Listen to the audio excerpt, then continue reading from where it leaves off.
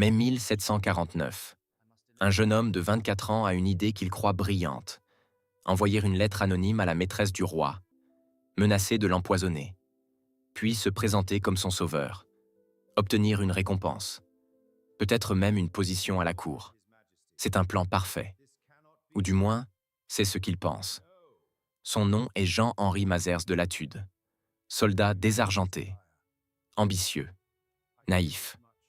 Il ne sait pas encore que son plan stupide va détruire sa vie, qu'une seule lettre royale va le condamner à 35 ans de prison, sans procès, sans jugement, sans appel, juste une signature, un cachet de cire rouge, et sa vie s'arrête. 35 ans volés, pour une bêtise de jeunesse. 2 évasions spectaculaires, une échelle fabriquée à main nue, l'intervention de Voltaire. Mais rien n'y fait. Le système des lettres de cachet est implacable. Une fois enfermé, presque impossible de sortir. L'histoire que vous allez entendre est celle d'un homme détruit par le pouvoir absolu, par un système où le roi pouvait enfermer qui il voulait, quand il voulait, pour toujours, juste avec une lettre.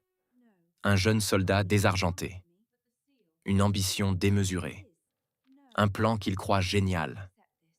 Envoyer une fausse menace d'empoisonnement à la maîtresse du roi, puis se présenter comme le héros qui découvre le complot. Obtenir gloire et fortune. C'est le plan le plus stupide de l'histoire. Et il va coûter 35 ans de vie à son inventeur. Avril 1749. Paris, quartier du Marais. Chambre misérable au 5e étage d'un immeuble délabré. Jean-Henri Mazers de Latude regarde par la fenêtre. Il a 24 ans.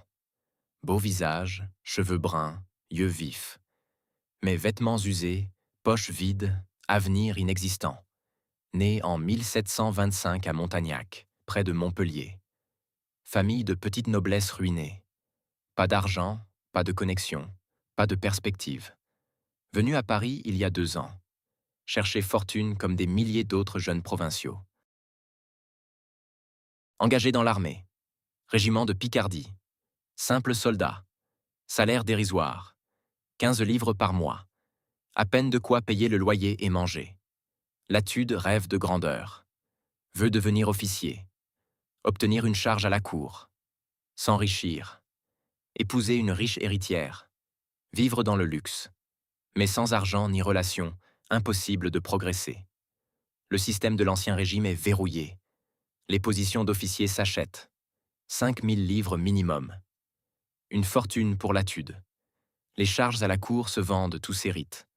Pas de place pour les pauvres. Latude est frustré, désespéré. Passe ses journées à chercher un moyen de se faire remarquer, de forcer le destin, d'obtenir l'attention des puissants. Il lit les gazettes, connaît tous les potins de Versailles, sait qui est qui a le pouvoir, qui prend les décisions. La femme la plus puissante de France, Jeanne-Antoinette Poisson, marquise de Pompadour. Maîtresse officielle du roi Louis XV depuis 1745. 4 ans qu'elle règne sur Versailles. Pouvoir immense. Nomme les ministres. Influence toutes les décisions.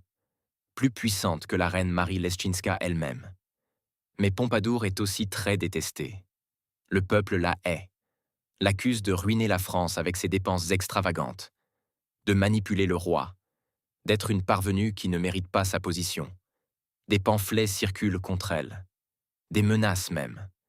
Latude lit ses pamphlets.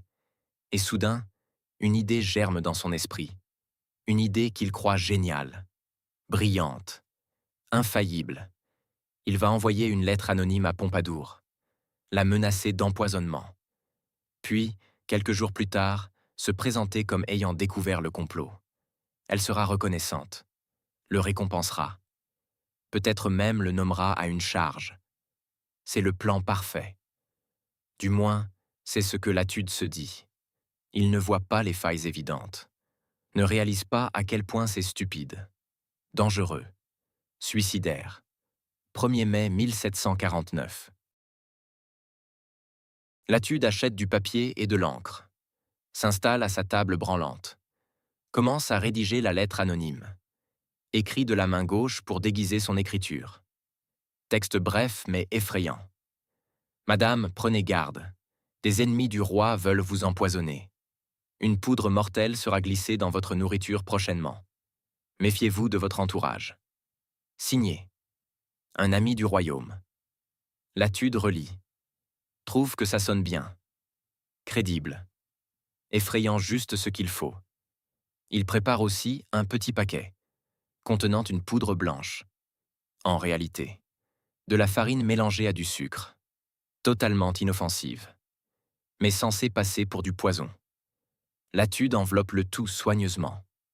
Sel avec de la cire. Écrit l'adresse. À Madame la Marquise de Pompadour. Château de Versailles. 3 mai. Latude envoie le paquet par la poste. Puis attend. Nerveux. Excité. Convaincu que son plan va fonctionner. Imagine déjà Pompadour recevant la lettre. Paniquant. Appelant les gardes. Faisant analyser la poudre. Cherchant qui a pu envoyer ça. Il attend 5 jours. Pour laisser le temps à Pompadour de s'inquiéter. Puis passe à la deuxième phase. 10 mai. Latude rédige une seconde lettre. Cette fois signée de son vrai nom. Écriture normale, main droite. Madame la Marquise, je suis Jean-Henri Mazère de Latude, soldat au régiment de Picardie. J'ai découvert un complot contre votre vie. Des individus préparent un empoisonnement. J'ai des informations cruciales. Je me tiens à votre disposition pour vous révéler ce que je sais. Votre dévoué serviteur. Latude. Il envoie cette lettre, puis attend. Convaincu que dans quelques jours, peut-être même quelques heures, une convocation de Versailles arrivera. Pompadour voudra le voir, l'interroger. Il racontera une histoire inventée, des conspirateurs imaginaires, un complot inexistant. Pompadour sera impressionné par son dévouement, sa perspicacité, le remerciera, le récompensera. C'est sûr, c'est certain. Latude passe les jours suivants dans l'euphorie. S'imagine déjà à Versailles, en uniforme d'officier, peut-être même présenté au roi. Son avenir est assuré, sa fortune faite. Tout grâce à son ingéniosité. 15 mai 1749. 7 heures du matin. On frappe à la porte de Latude. Fort. Insistant. Il se réveille en sursaut. Sourit. C'est sûrement la convocation de Versailles. Il se lève. Enfile rapidement sa chemise. Ouvre la porte. Trouve 3 hommes devant lui. Pas des messagers royaux élégants. Des policiers. Visage dur. Mains sur les épées. Le sourire de Latude se fige. Messieurs, puis-je vous aider? Le plus grand des 3 avance. Vous êtes Jean-Henri Mazère de Latude? Oui, c'est moi. Latude essaie de paraître assuré. Vous venez de la part de Madame de Pompadour? Le policier ne sourit pas. Oui. Pour vous arrêter. Latude recule. Quoi? Mais pourquoi? Je suis celui qui a révélé le complot. Le policier entre dans la chambre. Quel complot? Celui que vous avez inventé de toutes pièces? Latude blêmit. Comment? Je ne comprends pas. Le policier sort une lettre. La lettre anonyme que Latude a envoyée. Reconnaissez-vous ceci? Latude bégaye. Non. Enfin, le policier l'interrompt. Ne mentez pas. Nous savons tout. Madame de Pompadour a fait analyser la poudre. Farine et sucre. Pas du poison. Elle a compris immédiatement que c'était un piège. Quand votre seconde lettre est arrivée, tout s'est éclairé. Vous avez inventé une menace pour vous présenter en sauveur. Tentative pathétique de manipulation. Latude s'effondre sur son lit. Mais je voulais juste aider. Montrer mon dévouement. Le policier ricane. Votre dévouement? Vous avez menacé la maîtresse du roi. Vous l'avez prise pour une idiote. Vous croyez vraiment qu'elle allait vous remercier? Latude réalise soudain l'énormité de son erreur. Son plan n'était pas brillant. Il était stupide, transparent, insultant. Pompadour a tout vu. Et maintenant, il va payer. Les policiers le menottent. L'emmènent sans lui laisser le temps de rassembler ses affaires. Dans la rue, quelques voisins regardent, chuchotent. Le jeune Latude arrêté. Qu'a-t-il fait? Dans le carrosse qui l'emmène, Latude tente de se justifier. Messieurs, je vous en prie, c'était juste une bêtise. Je suis jeune, stupide, j'ai agi sans réfléchir. Laissez-moi m'expliquer à Madame de Pompadour. Je m'excuserai. Elle comprendra. Le policier le regarde avec quelque chose qui ressemble à de la pitié. Jeune homme, vous ne comprenez pas. Madame de Pompadour ne pardonne pas. Jamais. Vous l'avez offensée. Menacée. Elle veut votre tête. Ou du moins, elle veut vous faire disparaître. Et quand Madame de Pompadour veut quelque chose, elle l'obtient. Latude sent la peur monter. Faire disparaître? Que voulez-vous dire? Le policier ne répond pas, se contente de regarder par la fenêtre. Le carrosse roule vers le nord de Paris, vers une forteresse massive, sombre, menaçante. La Bastille. Pas de procès, pas de jugement, pas de défense. Juste une lettre, scellée du cachet royal. Une signature. Et la vie de Latude s'arrête. Enfermé à la Bastille. Pour combien de temps? Personne ne sait. Peut-être pour toujours. C'est le pouvoir absolu. Terrifiant. Implacable. Injuste. 15 mai 1749. 15 heures. Le carrosse arrive devant la Bastille. 8 tours massives reliées par des murs épais. Forteresse médiévale devenue prison d'État. Symbole du pouvoir royal. De l'oppression. Latude descend du carrosse. Regarde les murs avec terreur. Va-t-il vraiment être enfermé là? Pour une lettre stupide? Ce n'est pas possible. C'est un cauchemar. Les policiers le poussent vers l'entrée. Franchissent plusieurs portes gardées. Traversent des cours. Arrivent dans le bureau du gouverneur. Bernard-René Jourdan de Launay. 50 ans. Visage sévère. Il examine Latude du regard. Alors c'est vous, le petit malin, qui a voulu piéger Madame de Pompadour? Latude tente de répondre. Monsieur, je peux m'expliquer. Le gouverneur lève la main. Je ne veux rien entendre. J'ai mes ordres. Vous serez enfermé ici jusqu'à nouvel ordre du roi. Latude ne comprend pas. Jusqu'à nouvel ordre? Mais combien de temps? Le gouverneur hausse les épaules. Cela peut être un mois, 1 an, 10 ans, ou jamais. Cela dépend du roi et de Madame de Pompadour. Latude sent ses jambes trembler. Mais je n'ai pas été jugé. Je n'ai pas eu de procès.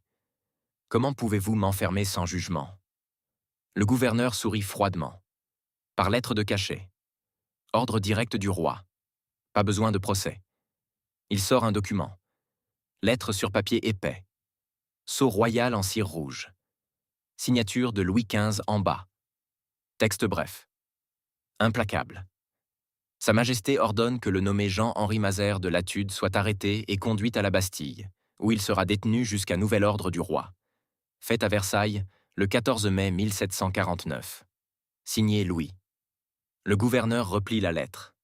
Voilà. Vous êtes officiellement prisonnier du roi. Aucun recours possible. Latude balbutie. Mais je n'ai commis aucun crime grave. J'ai juste envoyé une lettre. Le gouverneur range le document. Vous avez menacé la maîtresse du roi. Tenté de la manipuler. C'est suffisant. Latude tente une dernière fois. Puis-je au moins écrire au roi? M'expliquer? Demander pardon? Le gouverneur réfléchit. Vous pouvez écrire. Mais vos lettres seront lues par moi avant d'être envoyées. Et je doute qu'elles changent quoi que ce soit. Madame de Pompadour a décidé de votre sort. Le roi ne la contredira pas. Latude est conduit dans sa cellule. Tour de la Liberté, 3e étage, cellule numéro 7. Ironie du nom. Tour de la Liberté pour les prisonniers. Petite pièce de 3 mètres sur 4. Mur de pierre épaisse. Un lit de bois avec paillasse. Une table. Une chaise. Un seau pour les besoins. Une fenêtre avec barreaux donnant sur la cour intérieure. Latude entre. Entend la porte se fermer derrière lui. Le bruit de la clé dans la serrure. 3 tours. Puis le silence. Il s'assoit sur le lit, met sa tête entre ses mains. Réalise lentement ce qui vient de se passer. Il y a une semaine, il était libre. Pauvre, mais libre. Maintenant, il est prisonnier. Pour combien de temps? Il ne sait pas. Personne ne sait. C'est le pire. L'incertitude. Si on lui avait dit « Vous serez enfermé 6 mois », il pourrait supporter. Compter les jours. Attendre. Mais là, aucune idée. Peut-être un mois. Peut-être toute sa vie. Les jours suivants sont terribles. Latude ne fait rien. Reste prostré sur son lit. Ne mange presque pas. Un gardien apporte 3 repas par jour. Pain, soupe, eau, parfois un morceau de viande. Latude y touche à peine. Le gardien s'inquiète.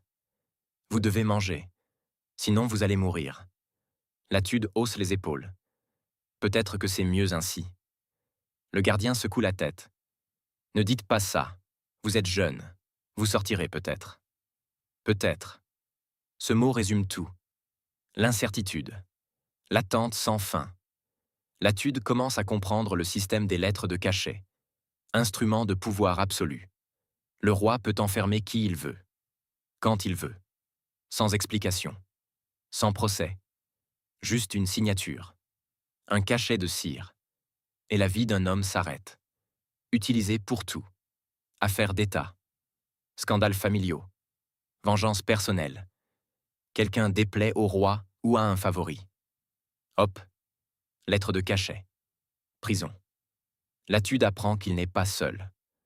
D'autres prisonniers occupent la Bastille. Certains pour des crimes réels. Espionnage. Complot. Haute trahison. Mais beaucoup pour des raisons absurdes. Un homme dans la cellule voisine. Là depuis 20 ans. Pour avoir écrit une lettre insultante à un ministre. 20 ans. Pour une lettre. Un autre. 15 ans. Pour avoir refusé un mariage arrangé par son père. Le père a demandé une lettre de cachet. Le fils a été enfermé. Des femmes aussi. Épouses enfermées par leur mari pour adultère supposé. Filles enfermées par leurs parents pour avoir aimé le mauvais homme. Créanciers enfermés par des nobles qui ne voulaient pas payer leurs dettes. Le système est utilisé pour tout. Outil de contrôle social, de vengeance, d'oppression. Et une fois enfermé, presque impossible de sortir. Il faut que la personne qui a demandé la lettre accepte la libération. Ou que le roi décide de sa propre initiative. Ce qui est rare. Première semaine de juin. Latude écrit sa première lettre.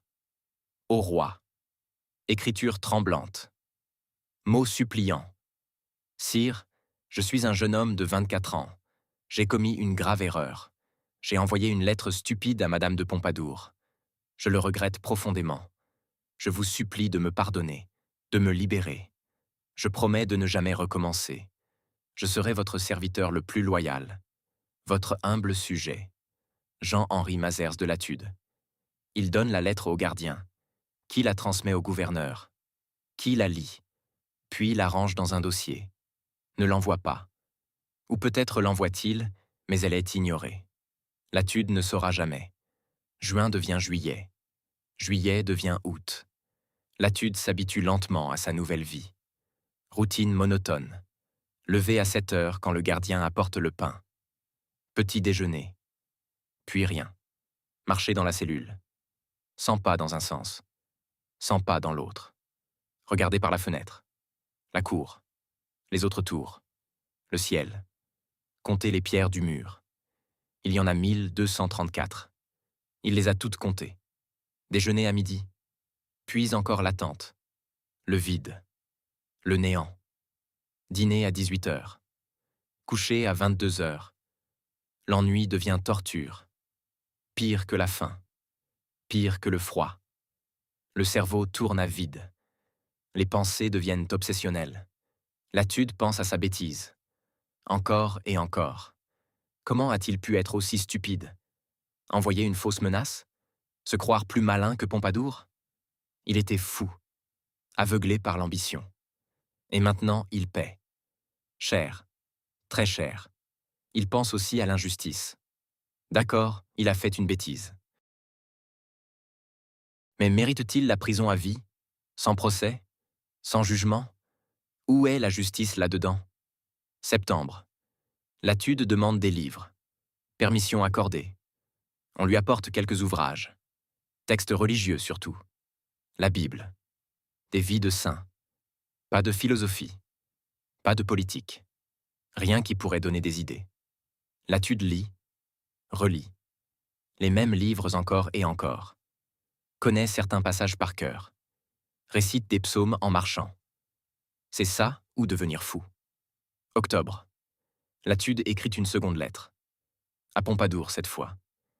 Madame, je vous supplie de me pardonner. J'étais jeune, stupide, désespéré.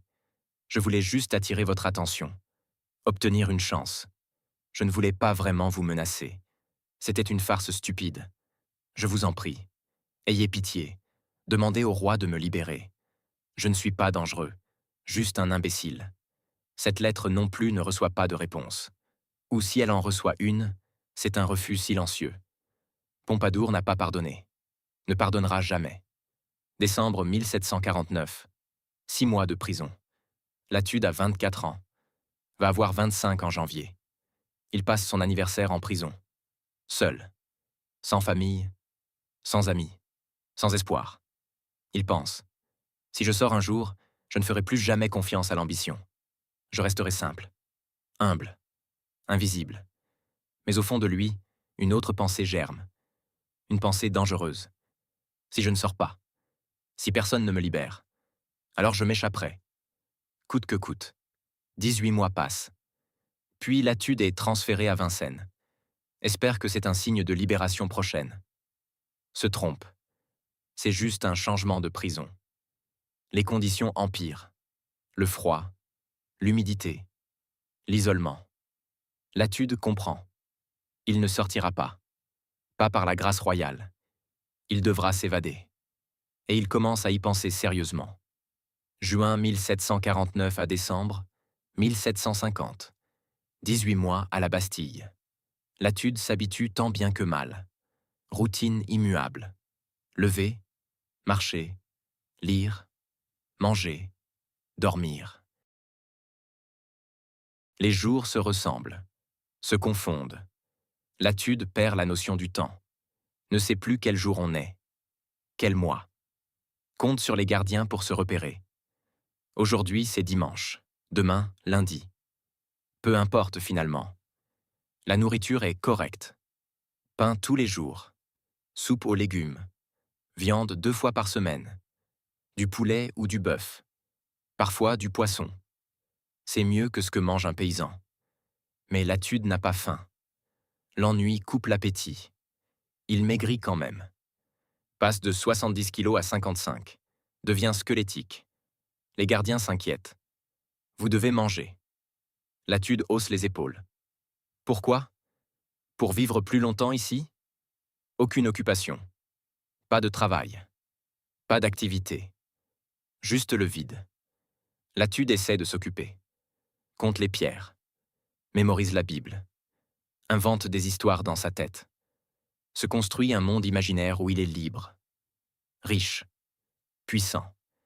Mais quand il revient à la réalité, la chute est douloureuse. Il est toujours prisonnier. Toujours seul. Toujours oublié. Il écrit des lettres. Au roi. À Pompadour. À des ministres qu'il ne connaît pas. Supplie. Explique. Promet. Rien n'y fait. Aucune réponse. Ou plutôt, le silence est la réponse. Non. Vous ne sortirez pas. Restez où vous êtes. Pourrissez. Disparaissez. Latude commence à comprendre. Il est tombé dans un trou. Un oubliette administrative. Personne ne pense à lui. Personne ne s'en soucie. Il pourrait mourir demain, ça ne changerait rien pour personne. Décembre 1750. Un gardien vient le chercher.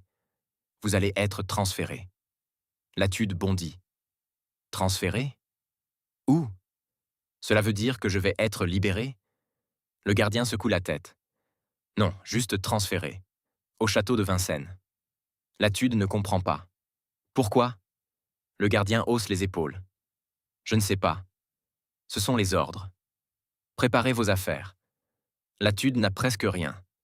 Quelques vêtements usés, 3 livres. C'est tout. Il suit le gardien. Sort de la Bastille pour la première fois depuis 18 mois. Voit Paris. Les rues, les gens, la vie. L'émotion est si forte qu'il pleure. Le gardien le pousse dans un carrosse. Direction Vincennes. Prison d'État à l'est de Paris. Trajet d'1 heure. Latude regarde par la fenêtre. Dévore des yeux le monde extérieur. Les boutiques, les passants, les enfants qui jouent. Tout ce qu'il a perdu. Arrivé à Vincennes. Château médiéval massif. Plus austère que la Bastille. Murs plus épais. Fenêtres plus petites. Atmosphère plus oppressante. Latude est conduit dans sa nouvelle cellule. Tour du Bois. 2e étage. Cellule numéro 3. Plus petite que celle de la Bastille. 3 mètres sur 3. Plus froide aussi. Humidité qui suinte des murs. Une fenêtre minuscule. Presque pas de lumière. Latude s'assoit sur le lit. Réalise. Ce n'est pas une amélioration. C'est une punition. Pourquoi l'a-t-on transféré ici? A-t-il fait quelque chose de mal? Ou est-ce juste un caprice administratif? Impossible de savoir. Le gouverneur de Vincennes vient le voir. Vous êtes Latude? Celui qui a voulu piéger Madame de Pompadour? Latude hoche la tête. Le gouverneur sourit méchamment. Vous allez regretter votre stupidité ici. Vincennes n'est pas la Bastille. Ici, on ne plaisante pas. Les conditions sont effectivement pires. Nourriture réduite. Pain et soupe seulement. Viande 1 fois par semaine. Pas de livres autorisés au début. Pas de papier pour écrire. Isolement complet. Latude ne voit personne sauf le gardien qui apporte les repas. Et celui-ci a ordre de ne pas parler. Entre. Pose le plateau. Sort. Silence. Latude essaie de lui parler. Le gardien l'ignore. Comme s'il n'existait pas. Janvier 1751. Latude a 26 ans. 2 ans de prison. Pour une lettre stupide. Il commence à se demander combien de temps encore. 5 ans? 10 ans? Toute sa vie? La pensée est insupportable. Il doit faire quelque chose. Agir. Ne pas rester passif. Sinon il deviendra fou. Ou mourra de désespoir. Il prend une décision. Il va s'évader. C'est impossible, bien sûr. Vincennes est une forteresse. Personne ne s'en est jamais échappé. Mais Latude est désespéré. Et le désespoir donne du courage. Ou de la folie. Il commence à observer. Les gardiens. Leurs habitudes. Les horaires. Le garde qui apporte le petit déjeuner arrive à 7 heures précises. Celui du déjeuner à midi. Celui du dîner à 18 heures. Entre les repas, personne. Silence total. La porte de la cellule a 3 serrures. Impossible de forcer. Mais il y a la cheminée. Petite, étroite, mais peut-être assez large pour un homme mince. Latude est mince. Très mince. 55 kilos. Il pourrait passer. Peut-être. Il examine la cheminée. Grimpe dedans. Mesure avec ses mains. Largeur. 30 centimètres. C'est trop étroit. Mais si Latude maigrit encore, s'il jeûne volontairement, peut-être qu'il passera. Il commence un régime drastique. Ne mange qu'un repas par jour. Le soir. Et encore, juste la moitié. Perd encore 5 kilos en 2 mois. Pèse maintenant 50 kilos. Squelettique. Mais peut-être assez mince. Mars 1751. Latude commence aussi à creuser. Autour de la cheminée. Avec quoi? Ses mains. Une cuillère volée. Un clou arraché au lit. Travaille la nuit. Quand tout le monde dort. Cache les débris sous la paillasse. Travail long. Épuisant. Ses doigts saignent. Ses ongles se cassent. Mais il continue. Jour après jour. Nuit après nuit. En 2 mois, il élargit l'ouverture de 5 centimètres. C'est suffisant. Il peut maintenant passer. Mais 1751. Latude est prêt. Plan simple. Monter par la cheminée. Sortir sur le toit. Descendre avec une corde. Quelle corde? Il n'en a pas. Il devra improviser. descendre le long du mur, s'accrocher aux pierres, ou mourir en tombant. Il accepte ce risque. Mieux vaut mourir en tentant de s'évader que pourrir ici pendant des années. Il choisit la date. 15 mai. Exactement 2 ans après son arrestation. Symbolique. Nuit du 15 au 16 mai 1751. Latude grimpe dans la cheminée. Étroite. Noire. Terrifiante. Il monte centimètre par centimètre. Se blesse. Saigne. Mais continue. Arrive sur le toit. Court dans la nuit. Descend le mur. Miracle. Il survit. S'enfuit vers Paris. Libre. Enfin. Mais pour combien de temps? 15 mai 1751. 23 heures. Latude attend dans sa cellule. Écoute. Les gardiens font leur dernière ronde, vérifient les portes, puis se retirent pour la nuit. Silence. C'est le moment. Latude se glisse dans la cheminée. Commence à monter. L'espace est encore plus étroit qu'il ne pensait. Ses épaules frottent contre les parois. Il se coince à mi-hauteur. Panique. Je vais rester coincé. Mourir ici. Étouffé dans cette cheminée. Il force. Pousse avec ses jambes. Se tortille. Ses vêtements se déchirent. Sa peau s'écorche contre les pierres rugueuses. Mais il avance. Centimètre par centimètre. La montée dure une éternité. 20 minutes qui semblent des heures. Enfin, il sent l'air frais. L'ouverture. Il sort de la cheminée. Se retrouve sur le toit de Vincennes. Nuit noire. Pas de lune. Parfait. Il reste immobile un instant. Respire. Regarde autour de lui. Paris au loin. Les lumières. La liberté. Mais il n'est pas encore libre. Il est sur un toit. À 30 mètres de hauteur. Comment descendre? Il n'a pas de corde, pas d'échelle. Il va devoir escalader le mur, s'accrocher aux pierres, descendre comme il peut. C'est de la folie. Mais il n'a pas le choix. Il s'approche du bord. Regarde en bas. Les douves. Asséchées heureusement. Mais 30 mètres de chute. S'il tombe, il meurt.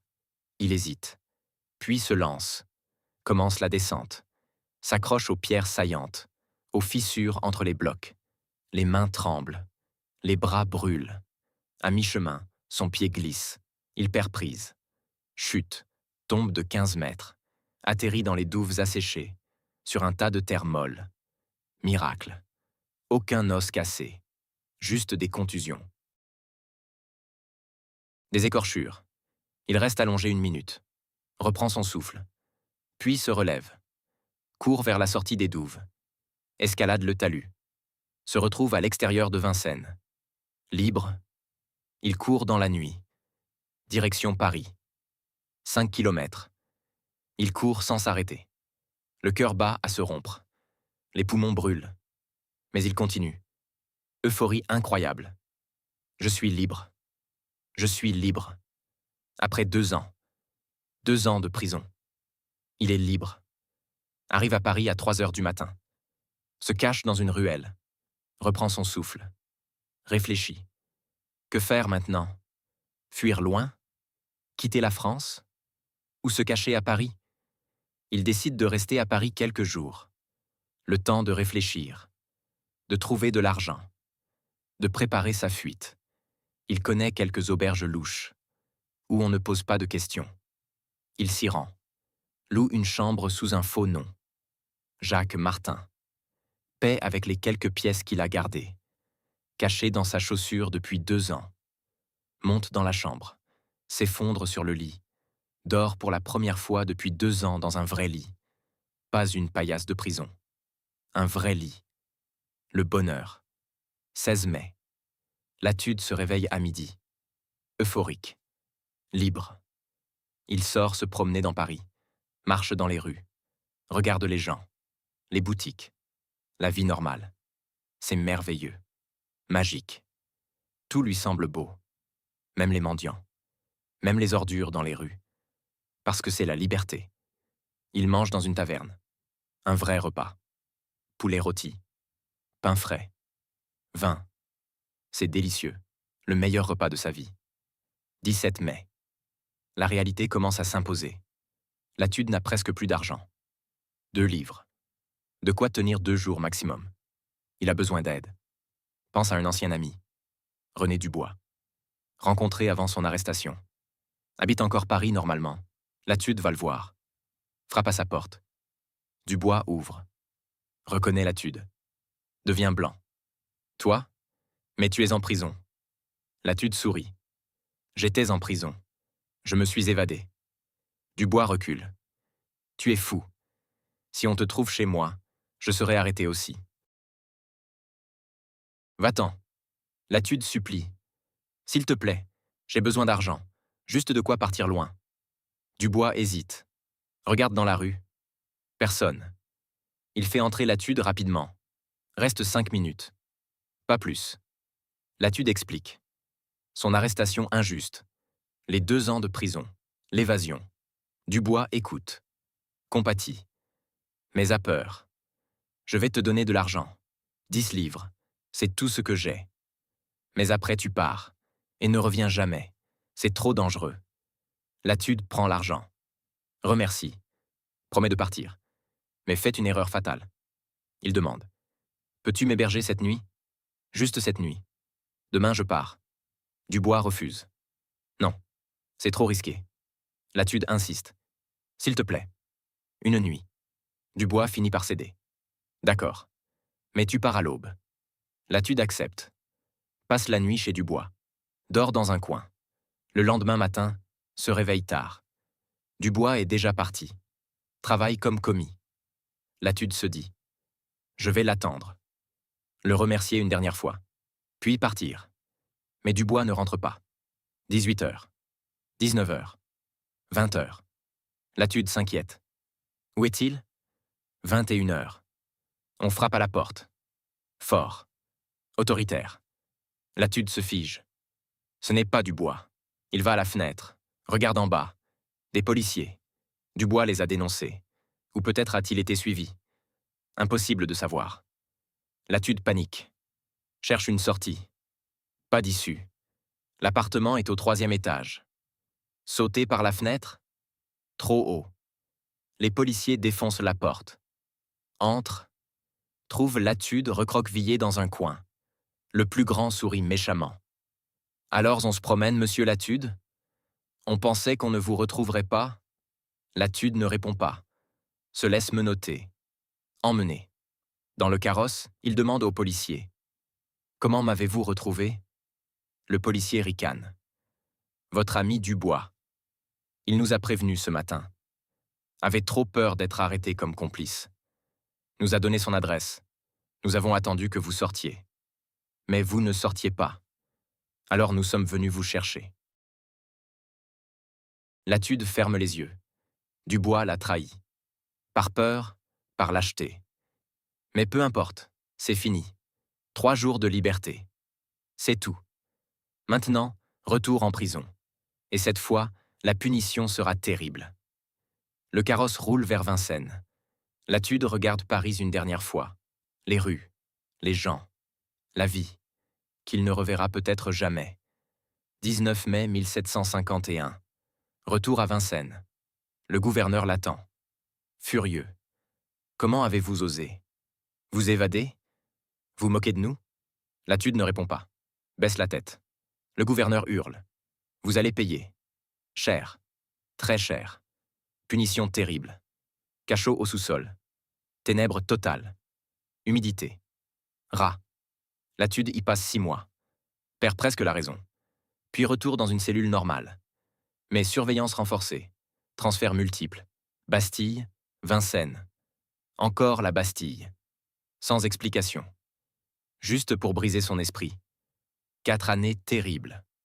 Latude tient bon. À peine. Mais tient. 19 mai 1751. Le gouverneur de Vincennes ordonne. Au cachot. Immédiatement. Latude est traîné au sous-sol. Descendu par des escaliers étroits. Humide. Arrive dans une pièce minuscule. 2 mètres sur 2. Plafond si bas qu'on ne peut se tenir debout. Pas de fenêtre. Pas de lumière. Ténèbres absolues. Un seau d'eau. Un seau pour les besoins. Une paillasse moisie sur le sol de pierre. C'est tout. La porte se referme. Noir total. Silence total. Latude reste debout quelques secondes. Essaie de s'habituer à l'obscurité. Mais il n'y a rien à voir. Le noir est complet. Il tend les mains, touche les murs. Humide. Suintant. Froid. Il s'assoit sur la paillasse. Sent des choses bouger dessous. Des rats. Il bondit. Se cogne la tête au plafond bas. Tombe. Les rats couinent. Fuient. Mais reviennent. Latude reste recroquevillé dans un coin. Terrorisé. C'est l'enfer. Un enfer noir. Froid. Vivant. Les premières heures sont les pires. Latude ne sait pas combien de temps s'est écoulé. Pas de lumière pour voir passer le temps. Pas de bruit pour se repérer. Juste le noir. Le silence. Et les rats. Il essaie de dormir. Impossible. À chaque fois qu'il ferme les yeux, les rats s'approchent. Il les sent grimper sur lui. Chercher de la nourriture. Il hurle. Les chasse. Mais ils reviennent. Toujours. Un gardien vient une fois par jour. Ouvre la porte. Lumière soudaine aveuglante. Latude plisse les yeux. Ne voit rien. Le gardien pose un morceau de pain et de l'eau. Repart. Referme. Noir à nouveau. Latude se jette sur le pain. Mange rapidement. Avant que les rats ne le volent. Boit l'eau. C'est sa seule visite. Son seul contact avec le monde. 1 minute par jour. Le reste, c'est les ténèbres. Après une semaine, Latude commence à perdre la notion du temps. Ne sait plus si c'est le jour ou la nuit. Combien de jours sont passés? 1 semaine? 2? 1 mois? Impossible de dire. Il commence aussi à halluciner. Voit des lumières qui n'existent pas. Entend des voix. Sa mère qui l'appelle. Des amis qui rient. Mais ce ne sont que des fantômes créés par son esprit qui se brisent. Il parle aux rats. Leur donne des noms. Jean, Pierre, Marie. Leur raconte des histoires. Sa vie avant la prison. Ses rêves. Ses regrets. Les rats l'écoutent. Enfin, il s'imagine qu'ils l'écoutent. C'est sa seule compagnie. Quand on est seul dans le noir pendant des semaines, même les rats deviennent des amis. Latude réalise qu'il est en train de devenir fou, mais ne peut rien faire. La folie monte, inexorable, comme une marée noire. Après 3 mois, il tente de se suicider, se frappe la tête contre le mur, encore et encore, jusqu'à saigner, jusqu'à s'évanouir. Le gardien le trouve, le ranime, le soigne malgré lui. Latude hurle. « Laissez-moi mourir. C'est tout ce qui me reste. » Le gardien secoue la tête. « Je ne peux pas. J'ai des ordres. Vous devez vivre. Le gouverneur veut que vous souffriez. Mort, vous ne souffririez plus. 6 mois de cachot. 180 jours. Ou peut-être plus. » Latude a perdu le compte. Quand enfin on vient le chercher, il ne peut plus marcher. Ses jambes sont trop faibles. On le porte. Le remonte à l'étage. Le met dans une cellule normale. Avec une fenêtre. De la lumière. Latude pleure en voyant le jour. Pleure de soulagement, de joie, de tristesse aussi. Car il sait qu'il n'est plus le même. 6 mois dans le noir l'ont changé. Brisé quelque chose en lui. Novembre 1751. Latude récupère lentement. Réapprend à marcher, à parler, à penser. Mais des séquelles restent. Il a des cauchemars. Se réveille en hurlant. Croit voir des rats partout. Sursaute au moindre bruit. Passe des heures prostré, à regarder dans le vide. Le gouverneur vient le voir. Alors Latude, vous avez compris? On ne s'évade pas de Vincennes. Latude ne répond pas. Regarde le gouverneur avec des yeux vides. Le gouverneur sort, inquiet malgré lui. Cet homme est peut-être vraiment devenu fou. 1752. Latude est transféré à nouveau. Retour à la Bastille. Pourquoi? Personne ne lui dit. Juste. Ordre supérieur. Préparez vos affaires. Latude n'a rien. Monte dans le carrosse. Arrive à la Bastille. Cellule d'isolement. Sans fenêtre. Juste une meurtrière. Aucun contact avec d'autres prisonniers. Les gardiens ont ordre de ne pas lui parler. Silence total. Latude retombe dans la solitude. 1753. Transfert à Vincennes. 1754. Retour à la Bastille. 1755. Encore Vincennes. Ces transferts constants sont une torture. À chaque fois, Latude espère. Peut-être que cette fois, c'est la libération. Mais non. Juste un autre cachot. Une autre cellule. Un autre trou. Pompadour n'a pas oublié. Ordonne régulièrement qu'on durcisse sa détention. Cet homme doit comprendre qu'on ne se moque pas de moi. À la Bastille, en 1753, Latude est mise en isolement complet. Nourriture réduite. Pain et eau 3 jours par semaine. Les autres jours, soupe claire. Pas de viande. Jamais. Latude perd encore du poids. 45 kilos. Sa santé se détériore. Scorbut. Les gencives saignent, les dents se déchaussent. Fièvre récurrente. Tout chronique. Il demande un médecin. Refusé. Les prisonniers du roi n'ont pas droit au médecin. Seulement si le gouverneur le décide. Et le gouverneur ne décide rien. Latude écrit au roi. Encore. Sire, j'ai maintenant 28 ans. Ma vie est détruite. J'ai commis une erreur stupide à 24 ans. Dois-je payer toute ma vie? Où est la justice? Où est la miséricorde? La lettre arrive au roi. Louis XV la lit. Cas rarissime. Hésite un instant. Puis l'attend à Pompadour. Qu'en pensez-vous? Pompadour répond froidement. Laissez-le où il est. Le roi acquiesce. Signe une nouvelle lettre de cachet, confirmant l'emprisonnement de Latude jusqu'à nouvel ordre. Latude ne le saura jamais. Mais cette seconde lettre de cachet tue son dernier espoir. Même si Pompadour mourait demain, la lettre resterait valide. Le roi a personnellement confirmé sa détention. C'est fini. Latude ne sortira jamais. Sauf s'il s'évade à nouveau. 1756. Latude a 31 ans. 7 ans de prison. Il tente de se suicider. Se taille les veines avec un morceau de verre. Un gardien le trouve à temps. Le sauve. Latude hurle. Laissez-moi mourir. C'est tout ce qui me reste. On le soigne. Le surveille jour et nuit. Le gouverneur écrit à Versailles. Le prisonnier Latude montre des signes de folie. Parle seul. Rit sans raison. Refuse de manger. Que dois-je faire? Réponse de Pompadour. Qu'il vive ou qu'il meure, peu m'importe. Mais s'il meurt, assurez-vous que ce soit en prison. Latude survit. Mais n'est plus le même homme. 7 ans de prison l'ont brisé. Physiquement. Mentalement. Il n'a plus qu'une idée fixe. S'échapper. Coûte que coûte. Même si ça le tue. Il va construire une échelle. L'échelle la plus incroyable jamais fabriquée en prison.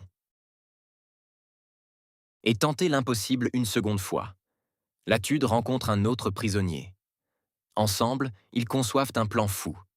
Fabriquer une échelle de corde. À main nue. Avec des draps déchirés. Des barreaux de bois volés. 6 mois de travail secret. 40 mètres de corde tressée. 320 barreaux. Un chef-d'œuvre d'ingéniosité et de désespoir. L'échelle qui deviendra légendaire. 1757. Latude est de retour à la Bastille. 8e année de prison. Il a 32 ans mais en paraît 50. Maigre. Voûté. Cheveux grisonnants. Les années de cachot ont laissé des traces. Mais son esprit n'est pas brisé. Au contraire, l'idée fixe de l'évasion le maintient en vie. Il ne pense qu'à ça. S'échapper. Encore. Mieux que la première fois. Cette fois, il réussira. Il est placé dans une nouvelle cellule.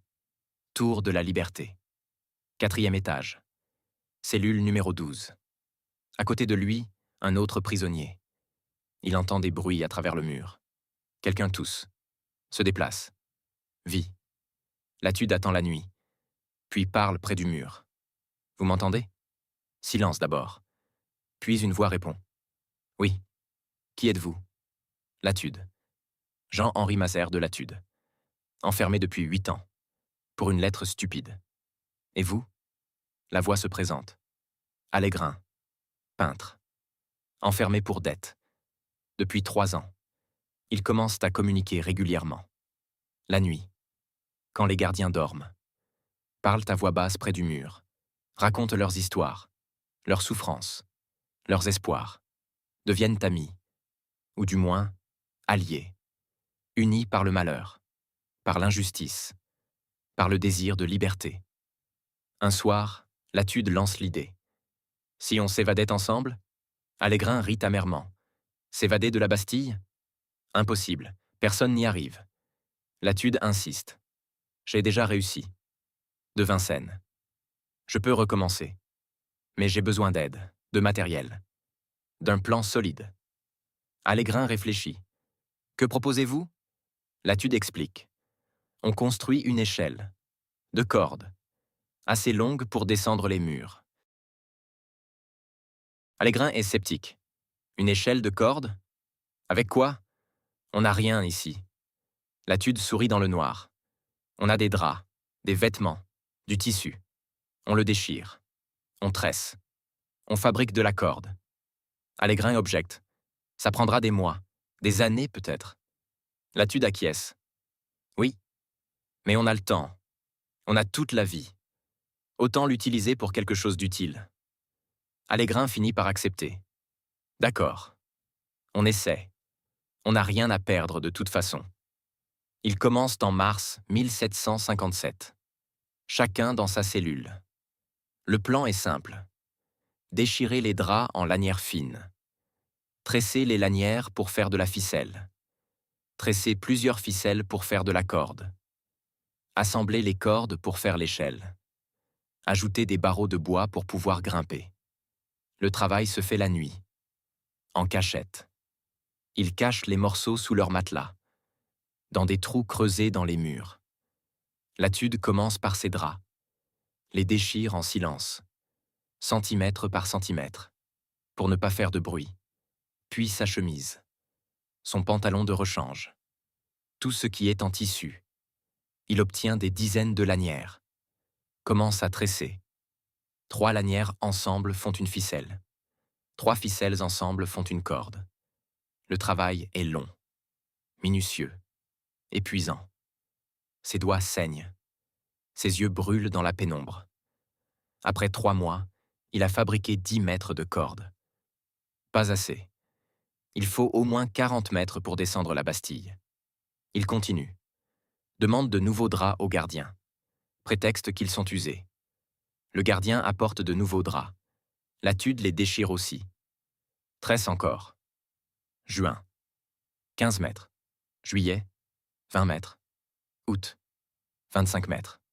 Le travail avance. Lentement mais sûrement. Allegrin fait la même chose de son côté. Fabrique aussi de la corde. Communique avec Latude par le mur. J'ai 15 mètres. Et vous? Latude répond. 25. Ensemble, on aura 40. Ça suffit. Mais il faut aussi des barreaux pour transformer la corde en échelle. Sinon, impossible de grimper ou descendre.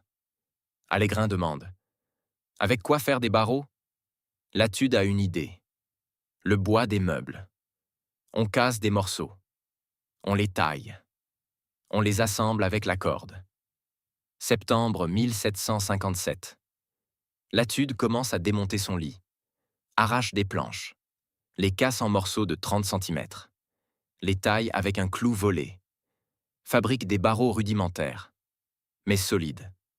Après 2 mois, il a 160 barreaux. Allegrin en fabrique autant. Total.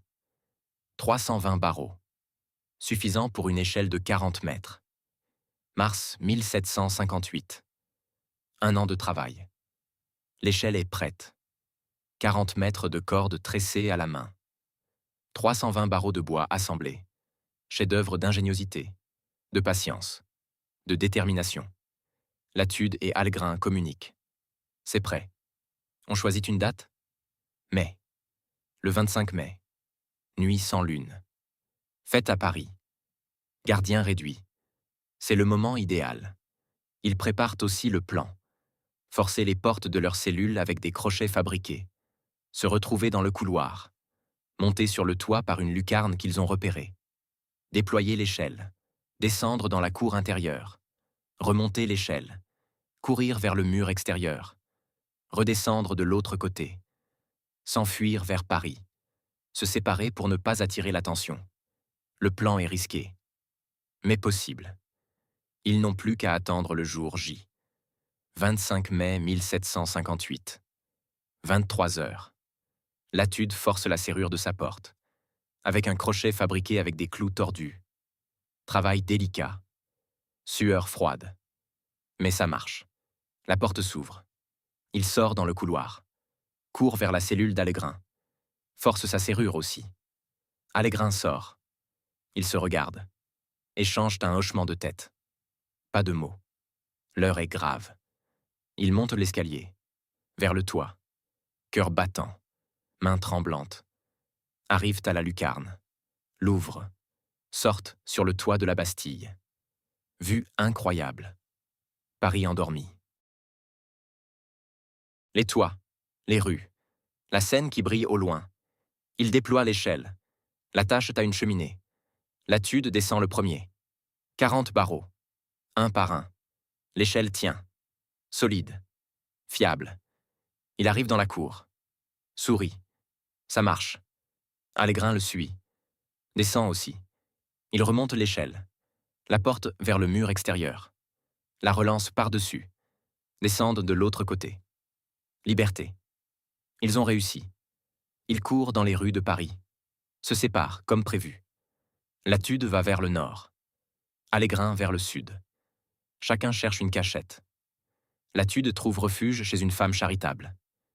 Madame Legrosse. Blanchisseuse. Pauvre mais généreuse. Il lui raconte son histoire. L'arrestation injuste. Les 8 ans de prison. L'évasion. Madame Legrosse compatit. Accepte de le cacher. Quelques jours. Le temps qu'il organise sa fuite. Latude reste caché 3 mois. Mai. Juin. Juillet. Change d'apparence. Se fait pousser la barbe. Se teint les cheveux en noir. Évite les rues fréquentées. Reste à l'intérieur la plupart du temps.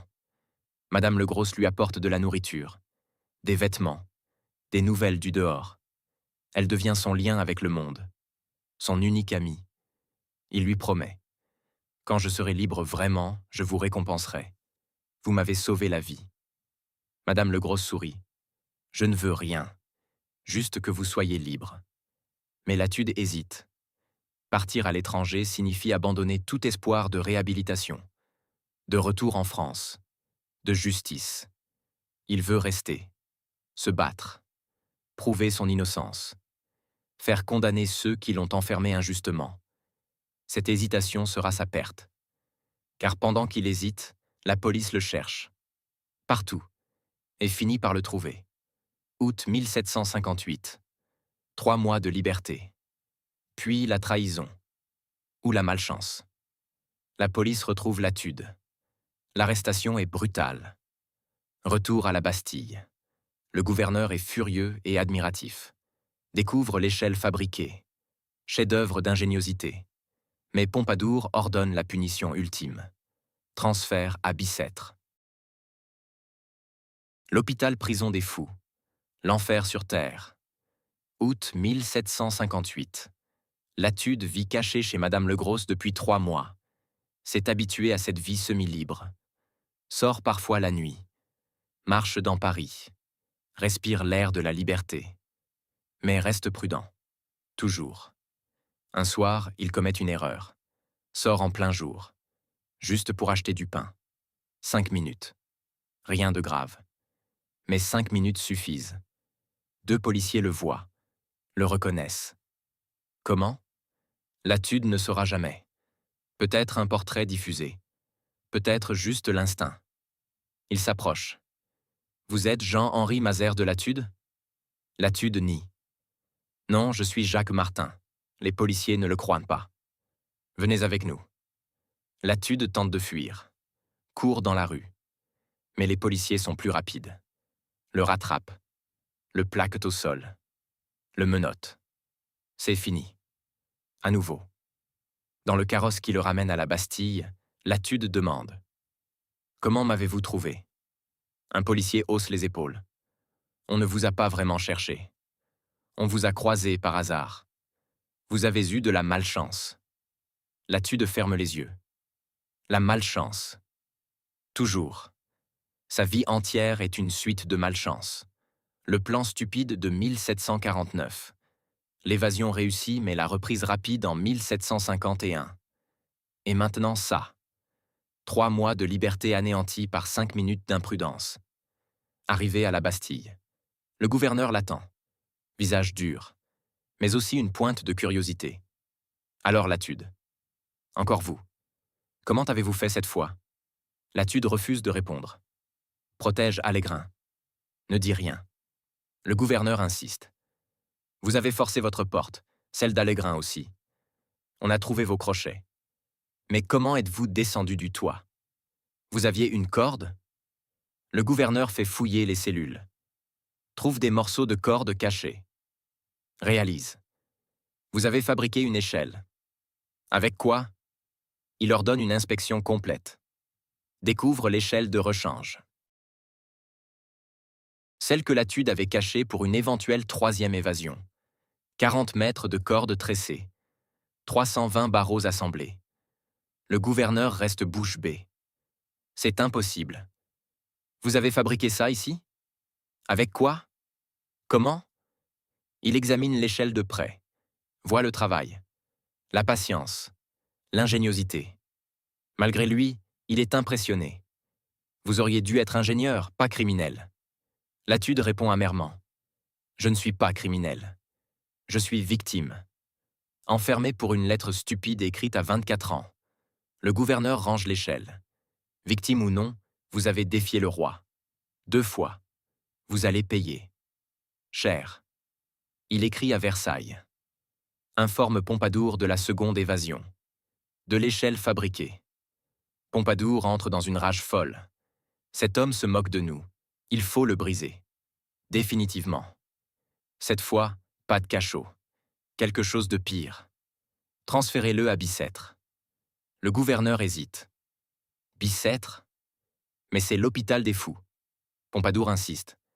Exactement. Il deviendra fou. Ou mourra. Peu importe. Mais il ne s'échappera plus jamais. Septembre 1758.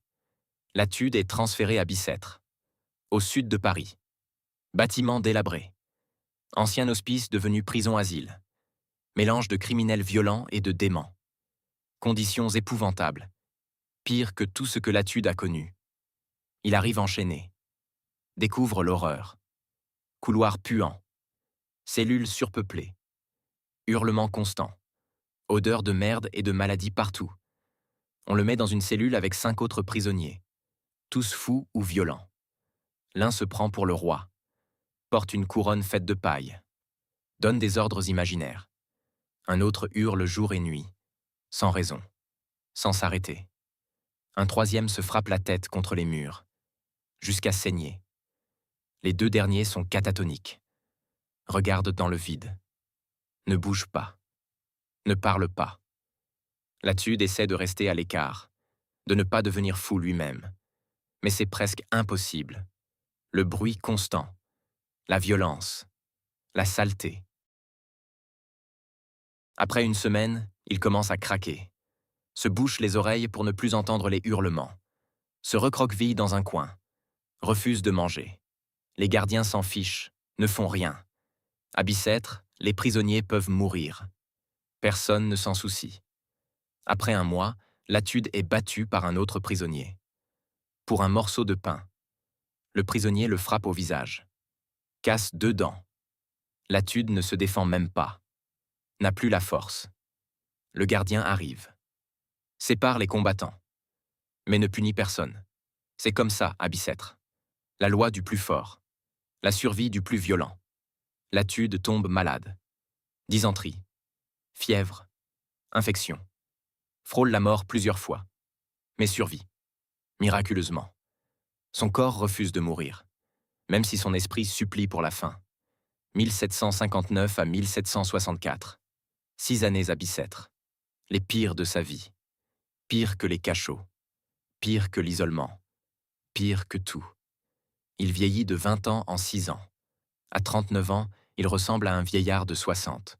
Cheveux blancs, dos voûté, visage creusé, dents manquantes. Mais quelque part, au fond de lui, une flamme subsiste, minuscule, fragile. Mais là, la rage de l'injustice, le refus d'accepter. Il ne mourra pas ici. Il ne laissera pas Pompadour gagner. Il survivra. Et un jour, il sortira. Il ne sait pas comment. Mais il y croit. Ou du moins, il essaie d'y croire. Avril 1764. Madame de Pompadour meurt. Latude l'apprend. Espère être libérée. Écrit au roi. Mais le refus tombe. La lettre de cachet survit à celle qu'il a demandée. Désespoir total. Puis un miracle. Voltaire entend parler de Latude. Lance une campagne. Mobilise les philosophes. L'affaire Latude devient célèbre. Mais le roi refuse de céder. 10 ans de combat. Pour rien. Ou presque. Avril 1764. Un gardien entre dans la cellule de Latude. Annonce sans ménagement. Madame de Pompadour est morte. Latude lève les yeux. Quoi? Le gardien répète. La marquise. Elle est morte hier. Tuberculose. À 42 ans. Latude sent son cœur bondir. Elle est morte. Celle qui l'a fait enfermer. Celle qui refusait sa libération. Elle est morte. Cela veut dire, cela doit vouloir dire, qu'il va être libéré.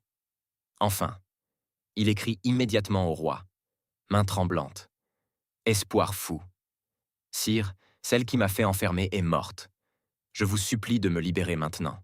J'ai payé assez cher ma faute de jeunesse. 15 ans de prison. Pour une lettre stupide. Ayez pitié. Accordez-moi ma liberté. Je serai votre serviteur le plus fidèle jusqu'à ma mort. Il envoie la lettre. Attends. Convaincu que la réponse sera positive. Comment pourrait-il en être autrement? 3 mois passent. Juin. Juillet. Pas de réponse. Latude s'inquiète. Peut-être la lettre s'est perdue. Il écrit à nouveau. Puis à nouveau en août. Enfin, en septembre, la réponse arrive. Brève. Glaciale. Sa Majesté maintient l'ordre d'emprisonnement du nommé Latude. Signé. Le ministre de la Maison du Roi. Latude lit et relit. Ne comprend pas. Pompadour est morte. Pourquoi le maintenir en prison? Qui demande ça? Il réalise lentement. La lettre de cachet de 1749 est toujours valide. Pompadour l'a demandée. Mais c'est le roi qui l'a signée. Et tant que le roi ne révoque pas, elle reste en vigueur. Pompadour morte ne change rien. Latude s'effondre. Pleure. Hurle. Frappe les murs. 15 ans de prison. Et ça continue. Jusqu'à quand? Jusqu'à sa mort, probablement. Il n'y a plus d'espoir. Plus rien. Mais 1 an plus tard, quelque chose change. 1765. Latude entend parler des philosophes, par un gardien plus bavard que les autres. Voltaire, Diderot, d'Alembert, qui écrivent contre les lettres de cachet, dénoncent l'injustice, réclament des procès publics, des droits pour les prisonniers. Latude a une idée, folle, désespérée. Mais c'est sa seule chance, contacter Voltaire, lui raconter son histoire, en faire une cause célèbre. Problème. Comment sortir une lettre de Bicêtre? Les gardiens interceptent tout. Solution. Corruption. Latude a gardé quelques pièces d'or, cachées depuis des années, données par un visiteur charitable autrefois. Il approche un gardien. Jeune, pauvre. Probablement corruptible.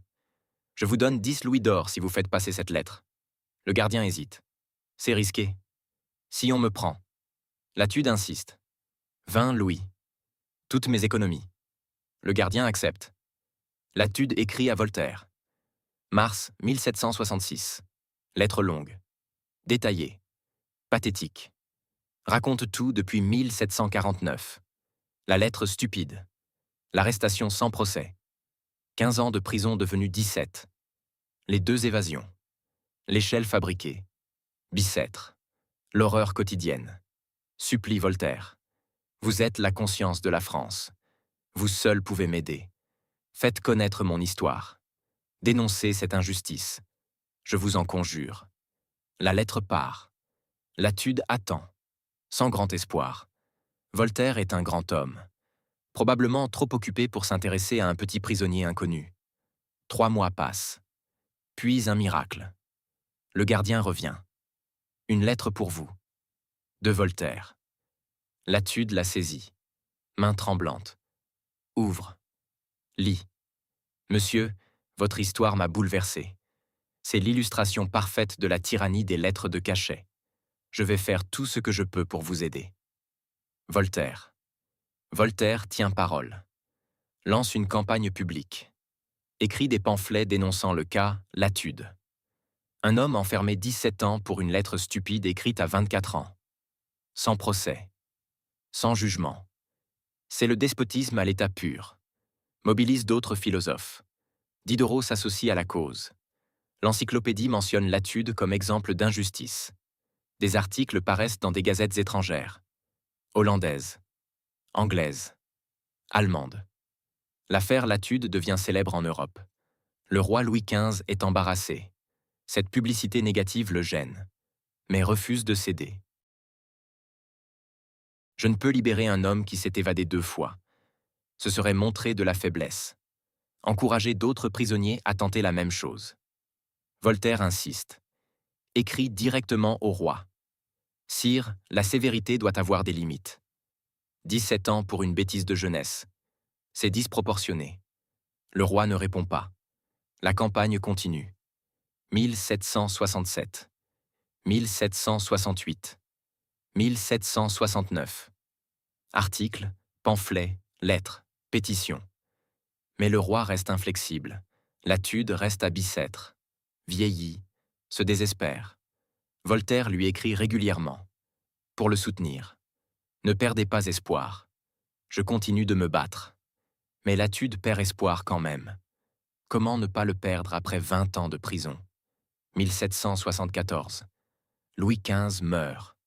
Nouveau roi. Louis XVI. 20 ans. Idéaliste. Voltaire écrit immédiatement. Sire, commencez votre règne par un acte de justice.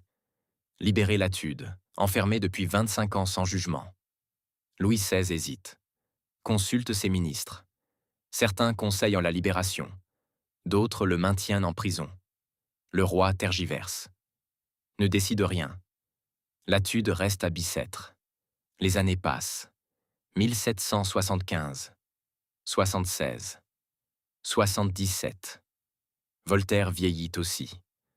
Meurt en 1778. Sans avoir vu Latude libéré. Mais la campagne continue. D'autres philosophes prennent le relais. L'affaire Latude est devenue un symbole. De l'injustice de l'Ancien Régime. Du despotisme des lettres de cachet. Latude a maintenant 50 ans. La moitié de sa vie en prison. Mais il tient. À peine. Mais tient. 1784. 35 ans après son arrestation. Le miracle arrive enfin. Louis XVI signe l'ordre de libération. Pourquoi maintenant? Pression publique insoutenable. Latude est libre. À 59 ans. Ressemble à un vieillard de 80 ans. Découvre un Paris qu'il ne reconnaît plus. Reçoit une pension grâce aux philosophes. Mais la liberté ne peut pas lui rendre ce qu'il a perdu. 35 ans volés. 15 mars 1784. Un gardien entre dans la cellule de Latude. Vous êtes libre? Latude lève les yeux. Ne comprend pas. Croit à une blague cruelle. Quoi? Le gardien répète. Ordre du roi Louis XVI. Vous êtes libéré, immédiatement. Latude reste figé, ne peut parler, ne peut bouger. Le gardien insiste. Venez. On vous attend pour les formalités. Latude se lève, jambes tremblantes. Suit le gardien, comme dans un rêve. Bureau du gouverneur de Bicêtre. On lui donne ses papiers de libération. Signé du roi. Authentique. On lui donne aussi quelques vêtements. Les siens sont en lambeaux. Un manteau, des chaussures, de quoi sortir décemment. Le gouverneur lui serre la main. Vous avez de la chance. Le roi a finalement cédé à la pression. Vous êtes libre. Que Dieu vous bénisse. Latude sort de Bicêtre. 59 ans. 35 ans de prison. Pour une lettre stupide écrite à 24 ans. Il marche dans les rues de Paris. Découvre une ville qu'il ne reconnaît plus. 35 ans de changement. Nouvelle rue. Nouveau bâtiment. Nouveau pont. La mode a changé. Les vêtements. Les coiffures. Le langage aussi. Les gens parlent différemment. Utilisent des mots qu'il ne connaît pas. Latude est un étranger dans sa propre ville. Un fantôme du passé qui revient dans un présent qu'il ne comprend pas. Il n'a rien. Pas d'argent. Pas de famille. Sa mère est morte pendant sa captivité. Ses frères et sœurs l'ont oublié. Ou ne veulent plus le connaître. Honte d'avoir un frère qui a passé 35 ans en prison. Il est seul au monde. Mais heureusement, les philosophes ne l'ont pas oublié. Une collecte d'argent est organisée. Pour aider Latude, Diderot, d'Alembert. Autres savants et écrivains contribuent. On réunit assez pour lui donner une pension. 1000 livres par an. De quoi vivre modestement. Latude loue une chambre. Rue Saint-Jacques. 5e étage. Petite. Misérable. Mais c'est la sienne. Il peut fermer la porte. Personne ne peut entrer sans permission. C'est la liberté. Il essaie de reprendre une vie normale. Mais c'est impossible. 35 ans de prison l'ont détruit. Physiquement. Il a mal partout. Dos, jambes, dents presque toutes perdues. Maladie chronique. Mentalement aussi. Il a peur des foules, des bruits forts, des gens qui s'approchent trop. Passe ses journées enfermé dans sa chambre. Prisonnier volontaire maintenant. Il écrit ses mémoires. Le despotisme dévoilé ou Mémoires de Henri Mazère de Latude. Raconte toute son histoire. L'arrestation, les prisons, les évasions, l'échelle fabriquée, Bicêtre, 35 ans d'enfer. Le livre est publié en 1787. Succès énorme. Tout Paris veut lire l'histoire de Latude. Le livre devient un best-seller. Alimente les critiques contre la monarchie, contre les lettres de cachet. Contribue au climat pré-révolutionnaire. 1789. Révolution française. Latude a 64 ans. Assiste à la prise de la Bastille le 14 juillet. Émotion terrible. Voir détruite la prison où il a tant souffert. Les révolutionnaires l'invitent comme héros. Symbole vivant de la tyrannie de l'Ancien Régime. Il fait des discours. Dénonce les lettres de cachet. Est acclamé par les foules. On lui offre une meilleure pension. 2000 livres par an. Il est célèbre, respecté, admiré. Mais au fond, il est brisé. La gloire ne peut pas lui rendre ses 35 ans perdus. Ne peut pas effacer les tortures, les humiliations, les souffrances. Il vieillit seul, amer. Ses dernières années sont tristes. La révolution tourne mal, devient violente. Terreur, guillotine, guerre. Sa pension est réduite, puis supprimée pendant les troubles. Il retombe dans la pauvreté. Vie de charité, de quelques amis fidèles. Janvier 1805. Latude meurt à 79 ans, dans sa chambre misérable. Seul, oublié, la Révolution est passée. Napoléon règne. Le monde a changé. Mais Latude reste figé dans son passé, dans ses 35 ans de prison, qui ont détruit sa vie. Son enterrement attire peu de monde. Quelques vieux révolutionnaires, quelques curieux. On l'enterre au cimetière du Père-Lachaise. Tombe simple. Son nom. Ses dates. Rien de plus. L'histoire passe à autre chose. Mais l'échelle qu'il a fabriquée survit, conservée comme preuve de son ingéniosité, de sa détermination, de son refus d'accepter l'injustice. Elle est aujourd'hui au musée Carnavalet. 40 mètres de corde, 320 barreaux. Témoignage silencieux d'un homme qui a tout perdu. mais n'a jamais renoncé. Une lettre stupide de jeunesse, une signature royale, un cachet de cire rouge, et une vie s'arrête. 35 ans volés. L'histoire de Latude n'est pas unique. 150 000 lettres de cachet en 150 ans. 150 000 vies bouleversées. Le système était arbitraire, cruel, injuste. Latude est devenu son symbole, et son histoire a aidé à le détruire. Le système des lettres de cachet, en vigueur de 1650 à 1789. 150 ans de pouvoir absolu. Le roi pouvait enfermer qui il voulait, quand il voulait. Sans procès, sans jugement, juste une signature, un cachet de cire. Et c'était fait. Instrument redouté, détesté, mais utilisé massivement. On estime à 150 000 le nombre de lettres émises. 150 000 personnes arrêtées sans procès, enfermées sans limite de temps, à la merci d'un caprice royal. Le cas Latude est extrême. 35 ans pour une lettre stupide, mais pas unique. D'autres ont subi pire. Le marquis de Sade, enfermé 27 ans par lettre de cachet, demandé par sa belle-mère, pour débauche et scandale, transféré de prison en prison. Bastille, Vincennes, Charenton, libéré brièvement, réenfermé, meurt en asile en 1814, sans jamais avoir été jugé. Mirabeau, le futur révolutionnaire. Enfermé par son père, pour dette et désobéissance, passe plusieurs années en prison, au château d'If, à Vincennes. Son père demandait des lettres de cachet régulièrement, chaque fois que son fils le défiait. Le pouvoir paternel absolu, renforcé par le pouvoir royal. Beaucoup de femmes aussi, enfermées par leur mari, pour adultère supposé, ou simplement pour s'en débarrasser. Épouser une maîtresse, hériter plus vite. La lettre de cachet permettait tout. Pas besoin de prouver quoi que ce soit, juste demander. Et si on avait les bonnes relations, le roi signait.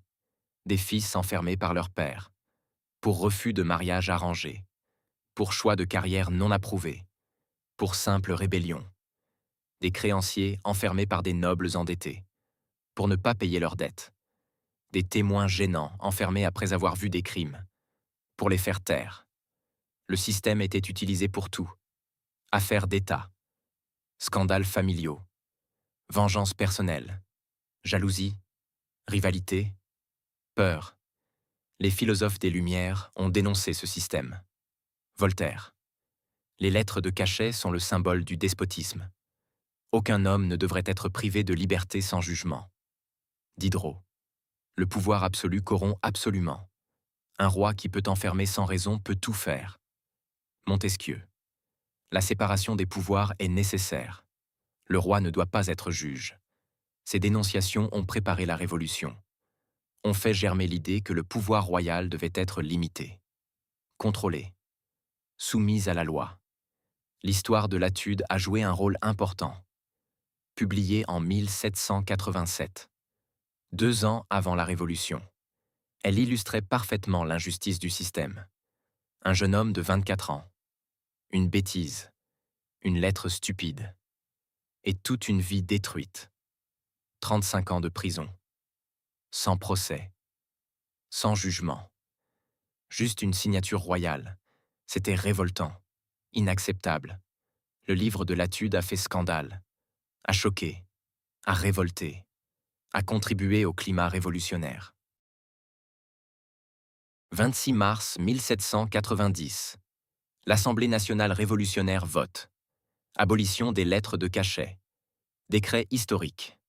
Toutes les lettres en vigueur sont annulées. Tous les prisonniers enfermés sans jugement sont libérés.